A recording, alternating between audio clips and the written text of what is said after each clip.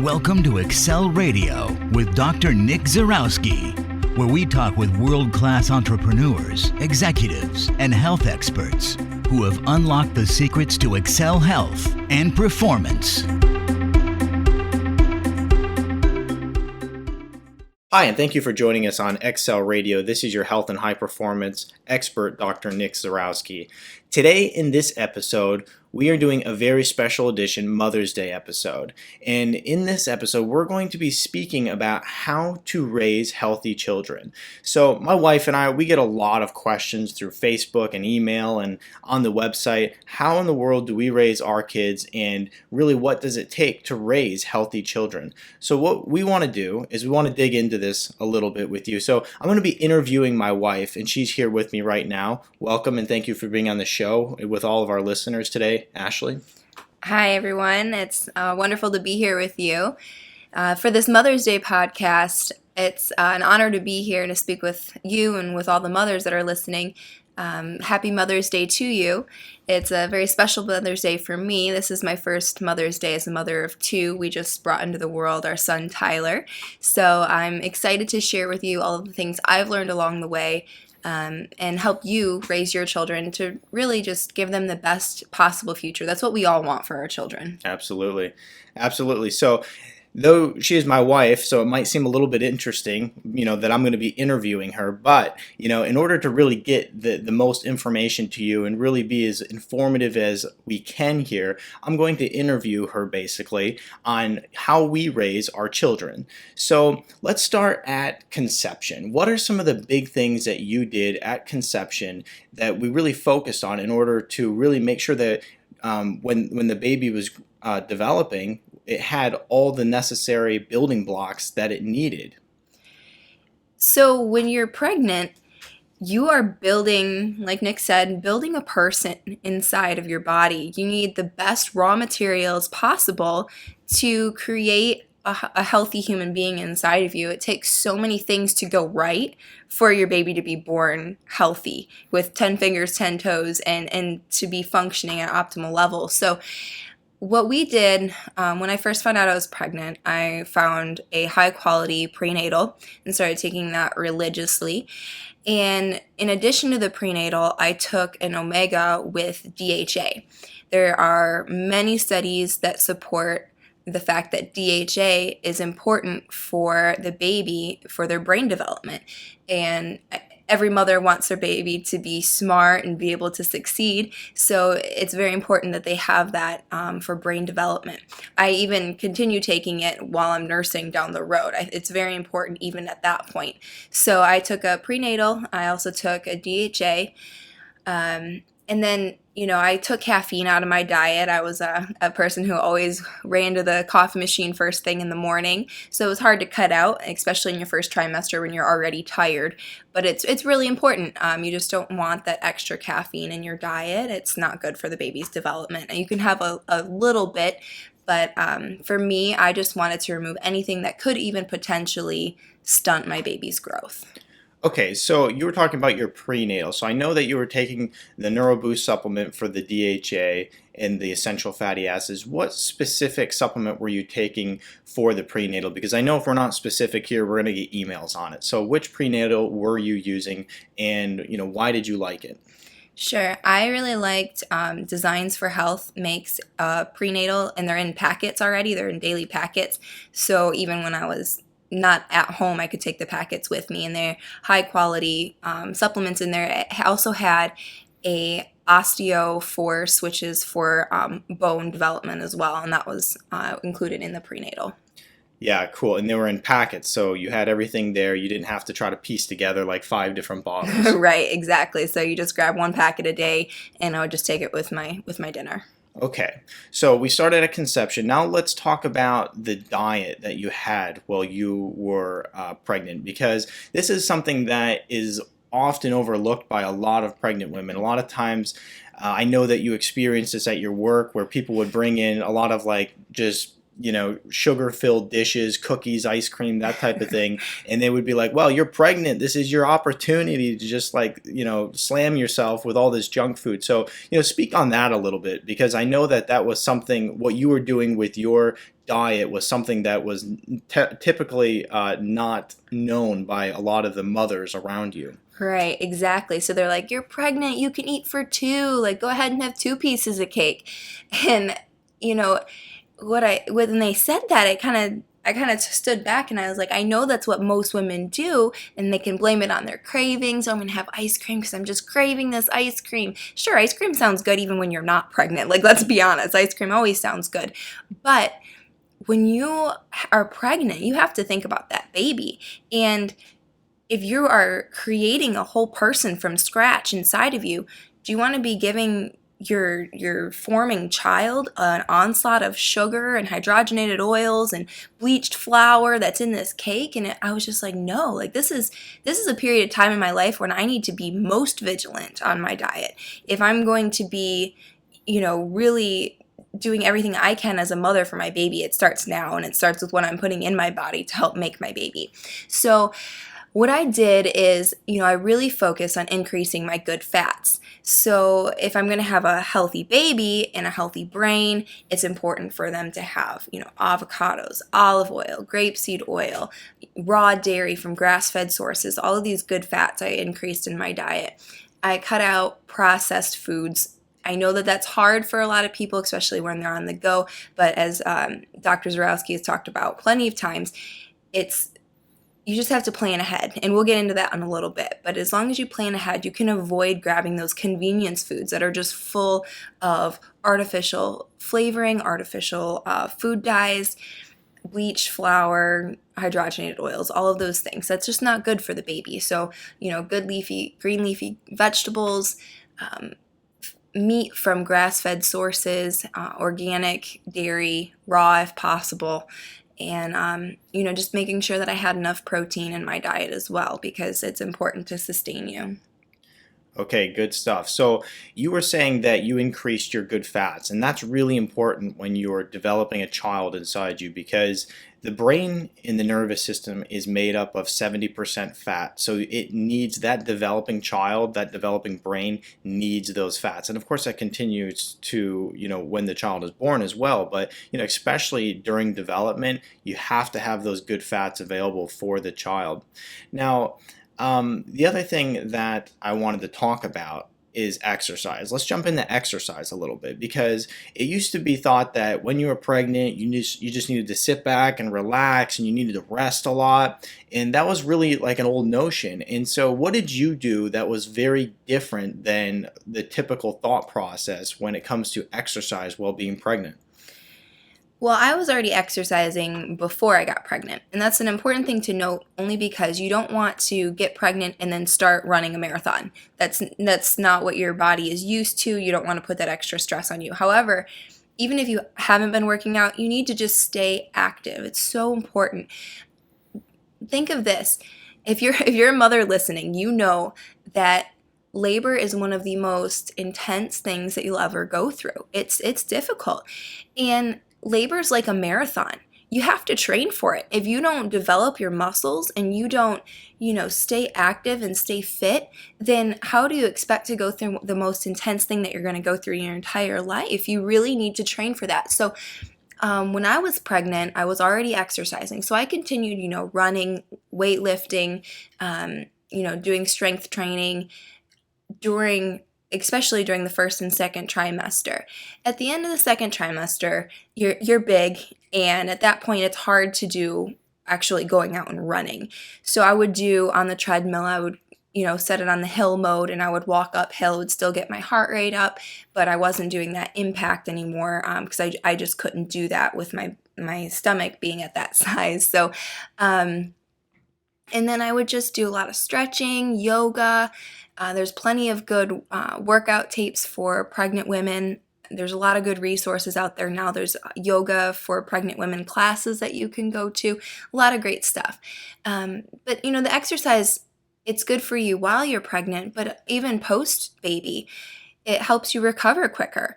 If you have that muscle tone, you're able to, first of all, keep the weight off while you're pregnant, so you rebound to your normal weight a lot faster, and you're just healthier overall, top to bottom. And for the baby, it's also really important. There's been studies that shown that babies of mothers who exercised while they were pregnant, these children later in life had higher IQs. When they tested them at age 5, 6, and 7, they had higher IQs. So I know that was a motivation for me, even when I was tired or I didn't feel good, to at least go out for a brisk walk. Absolutely. And how many 5Ks did we do while you were pregnant? I remember doing them. And so I know that there was at least 2 off the top of my head. Was it 2? Yeah, it was 2 with our first daughter. When I was pregnant with my daughter, I did 2 5Ks. The last one I did was I was 7.5 months pregnant. And this last time I only did 1 5K, but I still stayed active. Yeah, absolutely. And it's not about going and doing a 5K and trying to get your best time ever. It's just doing it, jog or whatever you have to do, walk. Swimming. Let me interject here. Yeah. Swimming was huge. Especially I lived in Georgia when I was expecting our daughter, and it was summertime, so I'd go hit the pool and just swim laps, and that's great. Low impact, and you feel good when you're in the water. You don't feel so big and heavy. Right, and it actually helped you with a little bit of the swelling as well. Yes, right. So I, at the end of the last month while I was pregnant, I got some swelling in my ankles, and by swimming, I was able to reduce that swelling. And it was very helpful. Yeah, and then of course exercise too helps you reduce stress, and it's really important to make sure that you're reducing stress as much as possible when you're pregnant, because if you are having these stress responses all the time, you're releasing these stress hormones, and it does affect the baby. Now, I don't know, there's not a whole lot of studies saying that there's some huge negative, profound effects on the baby. However, it's fact. You're going to release these stress hormones. It will affect the baby. The baby will get this stress hormone bath basically from the stress hormone release that you have. So if you exercise, it's going to be another way to just calm yourself down and really relax as well. Now, let's jump into the delivery a little bit. But before we start talking about the delivery, one of the things that you did do on a regular basis through your whole delivery was get chiropractic care, right? Yes. So that chiropractic care is really amazing for pregnant women. Not only do you feel so much better after the adjustment, but it has proven to decrease delivery and labor time and labor pain. So for every woman listening, you know that you don't want to be in labor for as short a period of time as possible and have the least amount of pain as possible. And that has actually been proven to help. I know that I had a lot of discomfort in my hips when I was pregnant, especially with my son. And as soon as I would get an adjustment, I would feel so much better. I would have more clarity of thought. I'd be able to move easier. Sitting didn't hurt anymore. Laying on my back, I couldn't even lay down for a second on my back. I had so much pain, but it really just would take that away. And going consistently, it would prevent it from ever getting to the point where it was unbearable. Right. And so pretty much every chiropractor learns to work with pregnant women. However, there are chiropractors out there that go on to specialize further in that. And you can go to the ICPA website. I believe it's icpa.org, and they actually have studies published and all these different things about pregnancy and kids and women. So I know that was something that really made a huge, profound effect, especially with our first child. It helped her, position herself so that she was ready for delivery when she wasn't positioned right. And that was huge, because after you got adjusted in a special way to help her, to help the baby move into position, you went into labor soon after, right? Exactly. It was within hours after. So for ladies, if your doctor does tell you that your baby is in breech position, certainly try it. It can't hurt. It has a huge success rate to help. I believe it's 80 or 90% to unbreech a baby using the Webster technique. So look up a chiropractor in your area to help you with that, not only if you have a breech baby, but all throughout your pregnancy. Absolutely. Okay, let's jump into the delivery now. So what are some of the key things about the delivery process that are really important that made your deliveries go so well? I think it starts with your team, your delivery team. With both of my children, I had a midwife. My first when I had my daughter, it was in a hospital, but I still had a midwife as my as my doctor, and then, or as my midwife, I should say. Anyway, the team makes a big difference because they're either going to be adding stress or removing stress from that situation. It's a very intimate time, and they need to be supporting you. It's your venture, it's your experience, and they need to be on your team. They shouldn't be scaring you into certain tactics and things. So you need to be clear on what you want for your delivery going in, and you need to express that to your team. I had a birth plan all listed out of what I wanted. Now, of course, there's always going to be certain situations that happen that you may need intervention. That's why, things like C-sections, they're good to have. It's important. The medical field is a wonderful thing. It saves lives every day, but less intervention is better. Being pregnant is not a medical diagnosis, so you shouldn't necessarily run to those options first. Those shouldn't be your first options, and they weren't mine. I wanted something completely natural, and so I chose a water birth. And the reason I chose water birth is it's a smoother transition into the world. It's water to water for the baby, and it's also helpful for the mother because you're more weightless in the water and you can move around a little bit easier, help the baby move down the birth canal better, and it also can help prevent tearing and things of that nature. So I opted for a water birth, and I absolutely love it. I would recommend it to every woman listening to at least look into it and make sure that you're a good candidate for it. But it was a beautiful experience for us, and I had 2 healthy babies that way, absolutely no intervention, no medications, and it was wonderful. Right. Now, when you were, I know at least with our first child, you had labored a little bit on a table versus the tub. Now, what was the differences in the pain that you felt on the table versus the tub? When I had to lay in the hospital, they had to monitor every 4 hours the baby's heartbeat, and I had to lay still on the table. And that was agony. I know it was just a few minutes that I was on there, but it felt forever. I had terrible back pain, absolutely terrible. I had my my husband just pressing my lower back as hard as he could for counter pressure, just so I could breathe through the contraction. Now, as soon as I got in that water, back pain went away. I was more weightless. The baby was more weightless. I was able to move around and get into a position that was naturally comfortable for me. And that's the most important thing. I want to just interject here. Your body is designed for this. A woman's body is designed to have this baby without any help from anyone else. And as soon as you trust in that innate knowledge that your body knows what it's doing, and you get into the position that's best for you, and you just are comfortable, that's when labor is going to progress the quickest. And for me, it was when I got into the tub every time. Even with Tyler, my son, I had been laboring for a while. As soon as I got in the tub, it was only an hour and I had him. It would just progress so quickly. Absolutely. Now, after the baby's born, what are the best methods? I mean, there's a lot of people that are really between, am I supposed to formula feed this child? Am I supposed to breastfeed the child? What is it that you did? I breastfed both my children. I'm a firm believer that the breast is the best option for your child, for you, and for your relationship. Obviously, for your budget as well, for those who are interested in pinching pennies. But let's talk about the benefits for the baby first.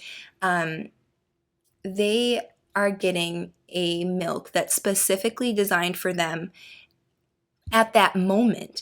So the baby and the mother, there's this connection, and they're transferring bacteria back and forth to each other, and the mother is assessing the surroundings all the time, and the mother's body is making the milk that the baby needs to combat what's around them. So if there's pathogens in the air, the mother is creating antibodies specifically for the baby. It's a beautiful, wonderful thing. And the milk is also full of good bacteria that's culturing the baby's gut, and it's helping the baby to have healthy gut flora at day 1. And so it's an amazing food for the baby. Now there's this relationship too between a mother and baby, that skin-to-skin contact. There's plenty of research even on that. What's really interesting is in those few days postpartum, um, the baby's so fragile, and they're just getting used to their surroundings, and they have a hard time regulating their body temperature. Mm-hmm. But by having skin-to-skin contact with the mother can raise its body temperature. I believe it's 2 degrees in either direction to help warm or cool the baby. And it's an absolutely wonderful thing. So by nursing, you're going to get that skin-to-skin contact as well. Now, there's benefits for the mom too. It's going to help you rebound faster. It helps you shrink your uterus and your stomach faster. It causes those contractions in your uterus to help you shrink faster. And woman wants to get back to their normal shape. But then you also get that snuggle time with your baby. You're the only one that can nurse your child. And so even when life gets in the way and you're busy, you still have that reconnect time with your baby. And if you're busy and you have to go back to work, that's completely fine. You're able to pump, and that's even, that's the second best option, is still bottle feeding your baby with your own milk. Absolutely. Now, the other thing I want to jump into is, one of the things that you were saying is that, the cool thing about breastfeeding is that you're going to have a healthier child because the mother's surveying your surroundings all the time so that you're giving your baby specifically what you need, what the baby needs. However, babies still get sick. Babies still get ear infections. Babies still get, maybe a little colds and that type of thing. So what are the different tools that you have in your toolbox that you use in order to help with colic, in order to help with maybe an ear infection, to help with some of these common things that babies get on a regular basis? Sure. So I'll start with colic. My first child, she was very colicky. And of course, everyone knows that, do the leg exercises and the bicycles with their legs to help them. But that wasn't always working for me. There's this homeopathic that I would give her, and it's by King's Bio. It's a spray, and it's called Colic Relief. That was a huge help. But also, just like when I was pregnant, I would go get adjusted. I would take my daughter to go get adjusted. I'd take my son to go get adjusted. Both of my children have been adjusted just hours after they were born. That's not always feasible for everybody, but I would definitely recommend trying to get to the chiropractor as soon as you're able to get out of the house comfortably, because it is so important. The birthing experience is just as difficult for the baby as it is for the mother, and many a times they do have misalignments, and it's really important for their nervous system and their body to function properly to be adjusted. Many breastfeeding problems are even solved by being adjusted. Sometimes they can't latch right on one side, and that's usually because there's a subluxation. So that's one of my tools is homeopathic sprays. King Bio makes a lot of great different ones for different purposes. There's a cold and flu. Another thing that we use is essential oils. Essential oils are great. Whenever they have a stuffy nose, I start diffusing certain essential oils immediately. If they have coughs or if they're starting to run a fever, I rub peppermint oil on the bottom of their feet, and that's a huge help. If they're having trouble sleeping, of course, there's lavender, and Serenity is one blend that I really like for sleep troubles. So essential oils, homeopathics, and chiropractic care, and then nursing are the go-to tools for me for a newborn baby. Absolutely. And you want to have these tools in your toolbox because, you don't want to have to run to a doctor every time that your kid gets a sniffle. And you also don't want to have to use some type of medication that could really just set your kid up for having more trouble down the road in certain areas, such as like a kid who goes on an antibiotic, it wipes out their gut bacteria. And so obviously there's a time and a place for everything, don't get me wrong. But if you can handle a lot of these different problems at home with a natural remedy, you can save yourself, thousands and thousands of dollars, but you can save yourself a lot of trips to the doctors as well, because kids get sick. They are. But the good news is that they rebound very quickly. So let's jump into our next topic here, and this is more toddler stage. Now you have a kid, grown up, is starting to eat food. But let me before I get there, let me ask you this: when do you start feeding your kids food versus just breastfeeding? My first daughter, my first child, is the only one that I've had experience that with, but I waited until she had teeth. Um, a lot of people are eager to get out those little baby spoons and the pureed foods and start feeding them. It's so cute. But the thing is they don't have the proper enzymes to digest those foods yet.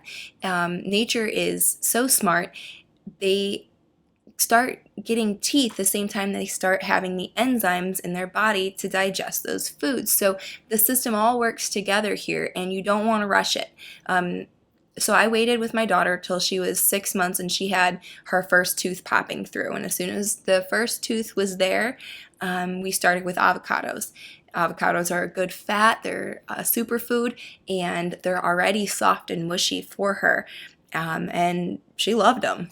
Absolutely. And then the other thing that is important about what we did too is that we introduced one food at a time. So it was like avocados for 2 weeks, and then some other type of vegetable for 2 weeks. And then eventually I think we started cutting it down to like 1 week with a new food introduced. And then from there it was fine. But you don't want to start introducing your food with your kid with a lot of mixed foods, because a lot of these baby foods, they can have 3 different types of vegetables or vegetables and fruit in them. So it's important to start introducing to your child one food at a time so that their systems can adapt to it.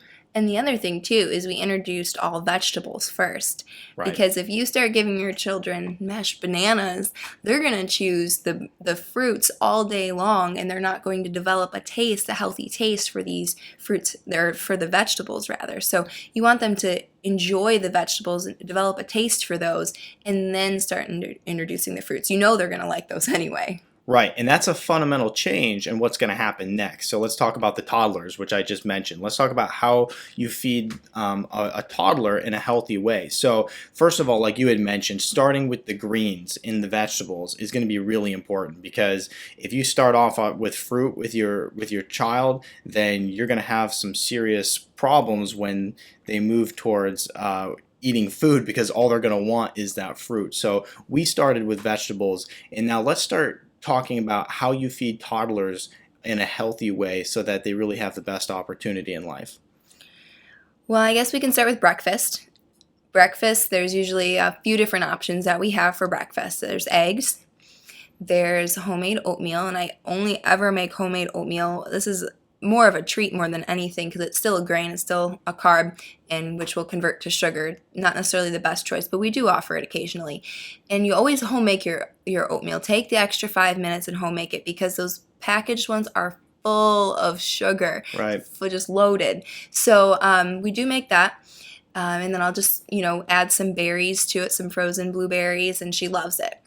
What are some other breakfast foods? Sure. So we also do smoothies. She loves smoothies, and you can get creative with these, and you can hide vegetables in every single one of them. I never make her a smoothie that doesn't include vegetables, because otherwise it's just a sugar bomb. So we do, you can throw spinach in it, avocados, kale.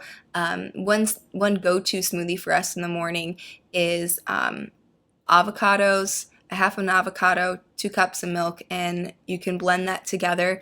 It tastes amazing, and the kids love it. You can also throw some spinach in there for a little extra greens. A berry smoothie with greens too is awesome. Then for snacks, I know I have a 2-year-old, so she's always asking, "Mommy, can I have a snack?" And it's easy to grab the granola bars and the unhealthy packaged products. But if you're prepared, you're able to make those better choices for your children. And I always offer my child a choice. Do you want an apple, or do you want almonds? Do you want a banana, or do you want veggies and hummus? And I know that sounds crazy, but she'll choose the veggies and hummus sometimes over that banana. She has developed that taste, and she likes the dipping too. So we do parfaits for snacks as well, and you just have to plan ahead. Have vegetables cut up in your refrigerator that are easy for your children to grab on their own, especially if they're older. If you have it prepped for them, they'll grab it. The other thing for lunches, there's good organic hot dogs. You can still have fun foods with your kids too. But we do a lot of leftovers from the night before. I'll make us one big pot of soup a week, and we'll eat that. My daughter loves soup, since it's an easy way to get a bone broth in her. She actually loves drinking bone broth, by the way. Like, she'll just drink a cup of bone broth. It's really, really exciting. But if you offer those choices to the kids, it's amazing. They really do make better choices. Let me ask you this then. So a lot of kids, they wake up first thing in the morning, they grab a cup of orange juice, and that's how they start their day. So what is it that our kids drink on a regular basis, and really that's very different from the average kid? Because I know the average kid is drinking a lot of juice boxes and fruit juices in the morning, and it's causing a lot of problems where, you know, they just have really high sugar levels all the time, is rotting their teeth out. What do we do differently? Sure. So I don't want my daughter to crash after she has this orange juice. It's just not natural to drink that much orange juice. You would eat a orange in nature. You wouldn't be consuming the juice of 15 oranges. So what we do is I make her, we make kombucha in our home. It's very cost effective. If you buy it in the store, it's like $3 or $4 for a bottle, but we make a whole gallon for pennies. And we have kombucha. She loves it. She also really enjoys water kefir, and you can flavor that a variety of different ways. Her favorite is the cream soda variety with a little bit of vanilla and a date in there, and she just loves it. We also do green drinks. So she has a couple different varieties. There's a berry flavored and an orange cranberry flavor, and she loves her green drinks. And you just mix a little bit of this powder in to the water, and I shake it up in a sippy cup for her, and she loves it. And it's a good way for her to get a variety of different greens and vitamins and minerals in her diet. The green drink that we really like is Essentia Greens. Absolutely, yeah. So the Essentia greens, and then one of the things too we'll do is more of like a treat is like a sparkling water. You know, we don't do the Coca-Colas and that type of things in our house. So we will do a sparkling water and offer her that, and she loves it. You know, so kids really aren't complicated. The funny thing is it's parents who cause the complication in their kids' lives, because kids are pretty easygoing about what they will accept and not accept. But you know, if you say, okay, well, it's okay to drink Coca-Cola a couple times a week, all of a sudden that's what your child is going to want all the time. So that's something that's important, is just don't complicate things. Right. And I mean, unfortunately, there's a lot of marketing out there that's directed towards children. They try to market these unhealthy cereals and make them look fun, and they associate junk food with fun. And you really need to educate your kids. That's where the difference lies, is if you educate your kids about what's in that box of Fruit Loops, they won't want to eat it. So I tell my daughter, I'm like, well, there's artificial food colorings in that, honey, and there's a bunch of sugar. And she's already known firsthand that if you eat too much sugar, you don't feel good after. One time I was on Halloween, she had an organic sucker, and then she had an organic gummies. And Mommy, my tummy doesn't feel good. And that was a learning opportunity for her, that if you eat too much sugar, you don't feel well. And if you let your child understand that and you help teach them, they'll make better choices all by themselves, because they don't want to not feel good. And you teach them, even at age 1 and 2, they are very smart, and you can't underestimate their intelligence. And by giving them those tools, they'll be set up for life to make better decisions. And some of the key foods that people are kind of questioning today, we have people who question gluten. We have people, you know, they're questioning, okay, is dairy good or bad? You know, is it okay for my kid to eat McDonald's once in a while? There's a lot of these questions, and you know, you hear a lot of times, well, as long as it's not every day, it's just every once in a while, it's okay. You know, what do you think of that? I understand that everybody wants to treat their kids. Well, McDonald's, why you might think it was a treat is because when we were growing up, our parents would take us there, and so you have associated good memories with that. But you can make other better memories with your child. You don't have to take them to McDonald's because that's a special memory. It's only special if you made it special. And so you go to McDonald's and you get your child an order of fries for a special treat. Well, those bad oils that they're fried in, they have a half-life 152 days in your body, I believe. Is it It's 150? 120. 120. Okay, 120 days in your body. So you're setting your child up to perform at less than optimal rate for 120 days. That's 3 months or 4 months. It's silly. So if you did it once a month, every month, you're just compounding the problem, and it's just not worth it. I mean, if you give your child that one Gatorade that has that artificial coloring or whatever it is in there, you're affecting their behavior and the way their biochemistry is working. And why not just offer them a better choice? Right. A lot of people don't put that together too. It's like, well, my kid just can't focus. My kid has these, massive outbursts with temper tantrums. They can't sleep at night. They really don't put this all together as like how the food that they're feeding them could be affecting all of this. Maybe it's the dairy that they're feeding them on a daily basis, or the bread that's causing their stomach to be upset all the time. Maybe it's the Coca-Cola that they're allowed to drink a couple days a week that is just driving their attitude and their ability to concentrate and focus and learn things just haywire. So you really have to look at what you're putting into the tank. You can't put water into a gas tank on a vehicle and expect it to function properly. Well, everything that you eat is building blocks to your body, so you can't give your kid things that just aren't proper building blocks and expect it to function as proper building blocks. What I want to ask you now is a lot of things we were talking about with the DHA and the prenatals. Now, does that carry over into the toddler with raising that child? Sure. So as soon as my daughter was no longer nursing, I started giving her vitamins, and I would give her liquid. They're called Kids Play. By Systemic Formulas, and they're liquid vitamins. And I would give her one called Brainy Play, and it's full of EPA, DHA, omega-3, and omega-6s.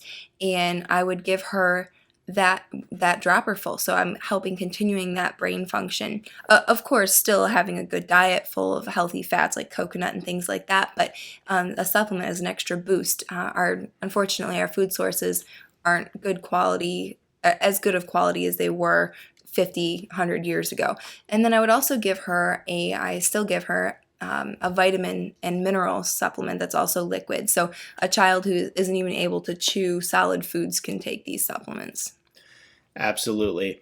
Now, when it comes to eating healthy, a lot of people want to complain that it's just super expensive and, I understand people that are wealthy, they can do that type of thing, or people who have a lot of money or whatever the case is. People come up with all these barriers that really don't exist in reality of reasons why they can't eat healthy. And most times I would say it's probably because they just don't want to, or they don't want to put the effort in. What can you speak on that topic so that you can really just give some good quality advice to people who may be thinking that themselves, or maybe thinking that, eating healthy is only for people who have the money to do it? Sure. So first I want to say that it's not everything that you have to buy organic. Right? So there's the Dirty Dozen list. You can find it on newvisionexcel.com. And those are the produce that you want to make sure that you're buying organic, because those are the most heavily sprayed. And then you can buy conventional other things. Like you can buy conventional sweet potatoes. Those don't have to be organic. But your bell peppers need to be organic. So you'll spend a little bit in one area and maybe not so much in another. Also, junk food, you may think, oh, it's only a couple dollars for a bag of chips, but the thing is those are empty calories, not really filling your family up. If you're buying high quality food, good protein sources, it's going to fill your children up. You are going to be putting your money in a better place. And if I would say the switch between when we switched from just a standard American diet to organic and a healthful whole food diet, it was maybe $25 more a week. Nothing unreasonable. You can budget that out. If you don't go out to eat one meal a week, guess what? You saved enough to feed your family high quality food. Now, it does take a little bit of work in the beginning to figure out where to source your food from. I get most of my food from Kroger. I know that I can get all my produce that I need at Kroger, but I can't get my dairy and I can't get my meat at Kroger. So that's when you need to source in other areas. If you have a Whole Foods, you can look there, but maybe you don't. Maybe you live in a rural area. Start looking for, I have a sister-in-law who goes to the Amish and gets dairy from them. You can find local farmers or go to farmers markets and see if you can find meat there. Buy a quarter of a cow, of a grass-fed cow, and you'll save money that way. So you start getting a little creative and finding where you can get these ingredients. I use a lot of almond flour in my baking. I buy that online and I wait till Honeyville Farms runs a special and I use that coupon code and I save money and I get it online. So you start taking that little bit of extra time and you're able to stay within your budget. Absolutely. And I think that a lot of people, they're actually spending so much money on their groceries simply because they're trying to eat healthy, but they're trying to eat all the prepackaged foods that are healthy, or quote unquote healthy, I should say. So, you start getting all these gluten-free foods and you're starting to getting into all these different things. They get really expensive. And a lot of times they're just like a wolf in sheep's clothing when you're seeing gluten-free on things, or all naturals, another big one that's just, it means nothing, It's healthy junk food, really. Right. Okay, so gluten-free, it obviously doesn't have gluten in it, but it's usually full of a ton of other starchy flours, and it's just going to cause you to gain weight and other health problems. So it doesn't mean it's healthy just because it's gluten-free. It's a huge misconception. But also, buy the raw ingredients and start cooking in your own home, because you're going to find that you're going to save a ton of money doing that and not buying the prepackaged healthy foods. Right. So I make my own bone broth, and the bones are so cheap, and you can make gallons of this bone broth, and instead of buying a little quart for $3.99 of organic bone broth, and you're also getting way better quality too. So by making some of your own things, choosing a few things that you want to make in your own home, like your own broth. I know everybody can't do it all, but we make our own jerky. We do the kombucha and the fermented foods. I make my own sauerkraut. Good fermented sauerkraut that you buy at Whole Foods is like $7 or $8 for a container, and I buy a whole head of cabbage and make a whole quart myself for maybe $1.50. So it's by making things in your own kitchen, you're also going to be saving money. Another thing I do is I make a plan. I have a plan every week of what we're eating for each meal. I sit down on Saturday night every week and I write out what we're having. I pretty much have my breakfasts and lunches figured out, but I write down what we're having for dinner every day. I make my grocery list and I go shopping once a week. And that way, first of all, when I go to make my meal, I have all my ingredients. I'm not wasting time running to the store. And then I also, it prevents you from saying, oh, let's just go out to eat tonight. I don't feel like cooking. Well, you've already bought that food and you don't want it to go to waste, so you're going to cook it. And so I have this plan and I stick to it.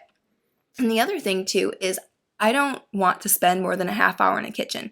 If you're a busy mom, you don't want to have to spend an hour and a half preparing this healthy meal for your family. You want to be going outside with your kids and having fun and playing with your family. So I pick meals that are healthy but are quick to make too. We do stir fries and soups and a lot of really healthy foods that I can whip up and prepare in less than a half hour. Awesome. Well, I think that people are going to find this very informative, and we'll look at the show ratings on this. If this show gets really high ratings and a really huge amount of downloads, what we might consider doing, and because we've already been tossing the idea around, is starting a mom's corner on the website where we'll have blogs about raising healthy children and healthy meal plans for children and that type of thing. So if this is a huge hit, we'll look into that. If it isn't, then we won't do it. But thank you for sharing this information with all of our listeners today, Ashleigh. I think that for a lot of moms, they want to raise healthy kids. They want to give their kid every opportunity in life. And a lot of times they just don't know how.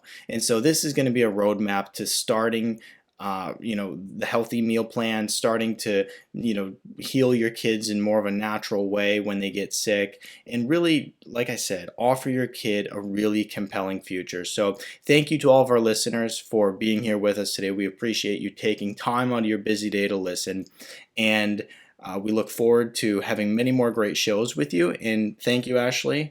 And happy Mother's Day to all the mothers out there. Absolutely. Happy Mother's Day, and have an amazing day. Take care. If you want more information to multiply your health and simplify your lifestyle, visit our website at excelpodcast.com. Until next time, have an outstanding day.